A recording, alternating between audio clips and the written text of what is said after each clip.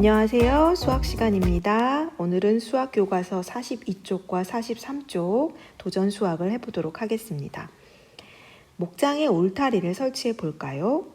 1번 울타리를 설치하는 데 필요한 말뚝의 수를 구해 봅시다. 가로 36m, 세로 45m인 직사각형 모양의 목장이 있습니다.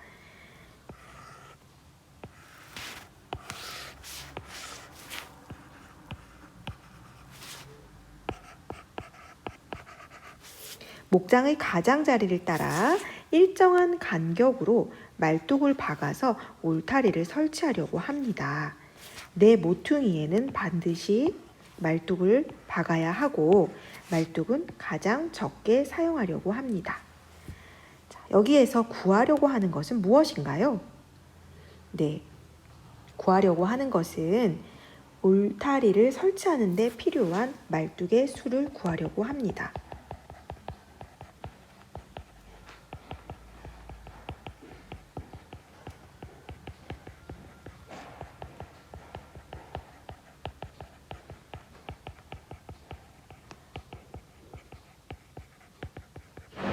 문제에서 울타리를 설치하는 데 필요한 말뚝의 수를 구해보자 라고 했으니까 구하려고 하는 것은 바로 우리에게 필요한 말뚝의 수입니다. 그렇다면 이 문제는 어떤 방법으로 해결을 하면 좋을까요? 선생님의 말에 힌트가 조금 있습니다. 말뚝을 일정한 간격으로 가장 적게 사용하려면 무엇을 구해야 할지 알아보세요 라고 했죠. 자, 여기 그림을 봅시다. 가로 36m와 세로 45m인 직사각형 모양의 목장이 있는데요. 이 목장에 일정한 간격에 따라서 말뚝을 이렇게 박으려고 합니다. 그런데 이 말뚝을 박을 때요, 일정한 간격으로 박는다라고 했으니까 36과 45를 각각 나눈다라는 의미예요. 그러면 36과 45를 공통으로 나누는 것은 무엇인가요? 네, 바로 공약수를 구하라는 문제입니다. 그런데 여기에서 중요한 것은 말뚝을 아주 적게 사용한다라고 했어요. 그러면 여러분, 말뚝을 적게 사용하려면 이 간격이 좁아야 될까요? 넓어야 될까요? 네, 간격이 최대한 넓어야지만 말뚝을 적게 사용하게 되겠죠.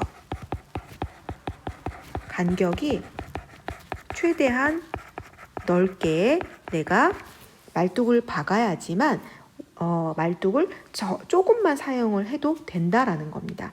그래서 이것은 무엇이냐면 이 36과 45를 공통으로 나누는 수를 구하는데 최대한 넓게 나누어야 하니까 최대 공약수를 구하라는 것입니다.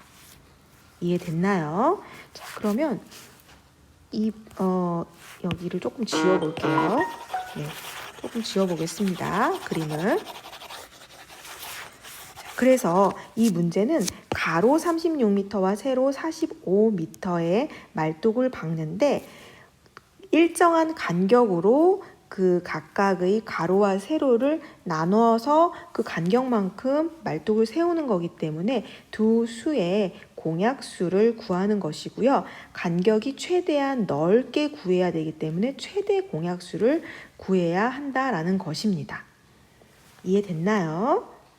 두 수의 최대 공약수를 이용해서 문제를 해결한다라는 것을 여기에다 적으면 되고요. 그러면 아까 목장의 가로는 36m고요. 세로는 45m인데 말뚝을 가장 적게 사용하기 위해서는 이것을 되게 큰 수로 나누어야 하기 때문에 36과 45의 최대 공약수를 구한다라고 했죠. 그러면 최대 공약수를 구하는 방법 중에서 선생님은 나눗셈의 방법을 이용해 볼게요. 나눗셈의 방법을 이용하면 두 수를 공통으로 나누는 수는 무엇이죠? 네, 9, 4, 36, 9, 5, 45입니다. 그래서 36과 45의 최대 공약수는 9가 됩니다. 즉 9m씩 9m씩 나누어서 그 지점에다가 말뚝을 박으면 된다라는 거예요. 자, 이해됐나요? 여기가 36m, 45m라고 하면 여기서부터 9m 되는 지점에다가 말뚝을 박으면 된다라는 거죠. 여기도 마찬가지로 9m 되는 지점에 말뚝을 박는다라는 거예요. 그런데 이 문제에서 여러분이 실수할 수 있는 게 답이 9m가 아니고요. 구하려고 하는 것이 무엇이었죠? 울타리를 치는데 필요한 말뚝의 수였습니다. 그렇기 때문에 우리는 여기에서 한 번 더 구해줘야 돼요. 자, 가로가 36m인데요. 36m를 내가 9m에 한 번씩 말뚝을 박는다라고 하면 말뚝이 몇 개가 필요할까요? 네, 36을 9m마다 나누었을 때 나오는 수는 4이기 때문에 여기 필요한 말뚝의 개수는 4개가 됩니다. 자, 가로에 필요한 말뚝의 수는 4개가 됩니다. 그 다음 세로는 45m인데요. 이 45m를 역시나 9m씩 나누어서 그 지점에다가 말뚝을 박는다라고 했을 때 필요한 말뚝의 개수는 바로 5개가 됩니다. 자, 여기는 5개가 필요하다라는 거죠. 그렇다면 울타리를 치는데 필요한 총 말뚝의 수는 가로에 4개, 세로에 5개인데, 자, 가로, 세로가 있고 또 여기 가로, 세로가 있죠. 그래서 가로, 세로를 한 번 더 더해줘야 됩니다. 가로에 4개, 세로에 5개가 필요하니까 직사각형은 가로 2개, 세로 2개잖아요. 그러니까 한 번 더 더해주게 되죠. 자, 그래서 총 필요한 말뚝의 개수는 18개가 됩니다. 이해됐나요? 자, 그러면 2번을 볼게요. 친구와 함께 가로와 세로를 다르게 정하여 새로운 문제를 만들어 봅시다 라고 되어 있습니다. 자, 여기는 여러분들이 여러분들 나름대로 문제를 만들어 보면 좋을 것 같아요. 자, 선생님이 문제의 예시를 하나 들어줄 테니까 여러분 나름대로 문제를 만들어 봐도 좋고요. 문제 만들기가 조금 어려운 친구들은 선생님의 예시를 보고 한번 변형해서 만들어 보도록 할게요. 자, 문제를 선생님은 가로 세로를 정하라고 했으니까요. 가로가 40cm이고요. 세로가 56cm인 직사각형 모양의 종이가 있습니다. 종이를 크기가 같은 정사각형 모양으로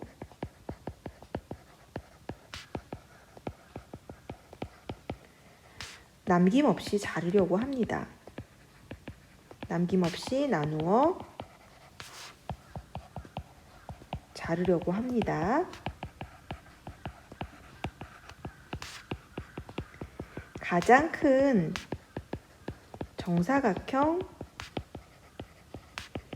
모양으로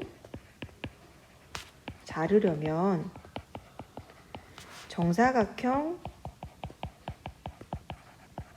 한 변의 길이는 어떻게 될까요?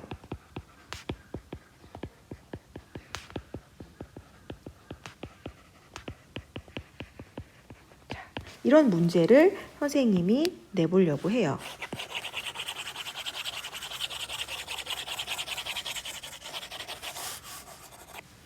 자, 이 문제는 어떻게 풀면 될까요? 문제를 설명을 해보자면 가로가 40cm, 세로가 56cm인 직사각형 모양의 종이를 내가 크기가 같은 정사각형 모양으로 남김없이 자르려고 한다라는 거예요. 가장 큰 정사각형 모양으로 자르려면 정사각형 한 변의 길이는 몇 cm일까요? 이죠. 자, 마찬가지로 가로와 세로인 40과 50을 나누는데요. 이것을 나눈다라고 했으니까 공약수를 이용하는 것이고요. 가장 크게 나눈다라고 했으니까 최대 공약수를 구하면 되는 문제입니다. 그래서 최대 공약수를 일단 먼저 구해 볼게요. 40과 56을 공통으로 나누는 수 뭐가 있을까요? 자, 일단 기억이 잘 나지 않으면 작은 수부터 한번 나눠 봅니다. 네, 이렇게 되고요. 또 나누면 네, 더 이상 나눌 수 있는 수가 없죠. 그러면 최대 공약수는 바로 2 곱하기 2 곱하기 2를 한 이 수가 최대 공약수가 되죠. 자, 2 곱하기 2 곱하기 2 하게 되면 나오는 수는 8이 됩니다. 즉 8cm로 나누게 되면 가장 큰 정사각형 모양으로 자르게 되는 것이고요. 그 정사각형의 한 변의 길이를 물어봤으니까 8cm라고 하면 되겠죠. 자, 선생님의 풀이한 내용을 여기다가 정리를 해보면 되고요. 여러분 나름대로의 방법, 여러분 나름대로의 문제를 만들어서